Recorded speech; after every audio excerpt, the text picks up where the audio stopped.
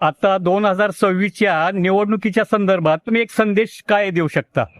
आज या नवी मुंबई शहरामध्ये जे 97ने काम केलेलं आहे, जो या शहराचा विकास केलेला आहे आणि जो पुढे जाऊन आपल्याला आणखी विकास करायचा आहे, जर तुम्हाला खऱ्या अर्थाने जर असं वाटत असेल की हा नवी मुंबई शहराचा विकास हा फक्त आणि फक्त 97च्या माध्यमातूनच झालेला आहे, तर तुम्हाला तर असं खरोखर मनापासून वाटत असेल की तुम्ही या नवी मुंबई शहरामध्ये बीजेपीचाच खासदार आणणार, अशी मला पूर्ण आशा आहे. आणि हा सुतार साहेबांचा प्रभाग आहे. हे सर्व उमेदवार आमचे शिलेदार आहेत आणि आमचा ह्या नवी मुंबईच्या जनतेवर आणि आमच्या शिलेदारावर पूर्ण विश्वास आहे. फक्त विकासाचं टार्गेट उद्दिष्ट काय असणार ते एक जरा सांगा.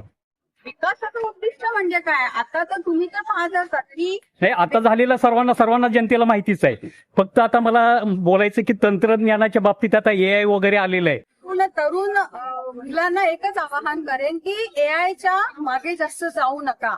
तुम्ही जर सुंदर पिचवाईचं जर स्टेटमेंट ऐकलं की AI तुमच्या नोकऱ्या खाणार, तुमच्यामधलं टॅलेंट बाहेर आणा, तुमच्यामधले स्किल्स बाहेर आणा, बुद्धीचा वापर करा आणि त्या बुद्धीच्या जोरावर तुम्ही तुमची प्रगती करा. कितीही तंत्रज्ञान पुढे जरी गेलं तरी मनुष्याचं ते तंत्रज्ञान आहे ना, त्याच्या पुढे AI बनवणं तरी कोण आहे?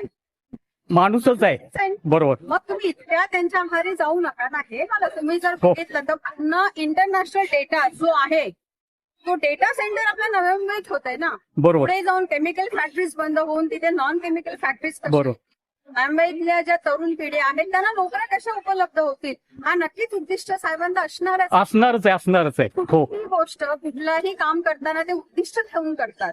त्यांचं मिशन एकच, नवी मुंबई इंटरनॅशनल शहर कसं होईल. हो. आता तुम्ही बघितलं जगाच्या पाठीवर, जगाच्या नकाशावर नवी मुंबई इंटरनॅशनलच्या रिपोर्ट म्हणजे आता जे आपलं नवी मुंबई इंटरनॅशनल एअरपोर्ट झालेलं आहे, ऑलरेडी आपलं शहर जगाच्या नकाशावर गेलेलं आहे. आणि ह्याच्या पुढे तांत्रिक दृष्ट्या म्हणा किंवा आणखीन इतर गोष्टींच्या आपली शहर नक्कीच पुढे जाणार आहे. तंत्रज्ञानाची कास पकडून आपला बीजेपीचा कमळाचा झेंडा फडकणारच.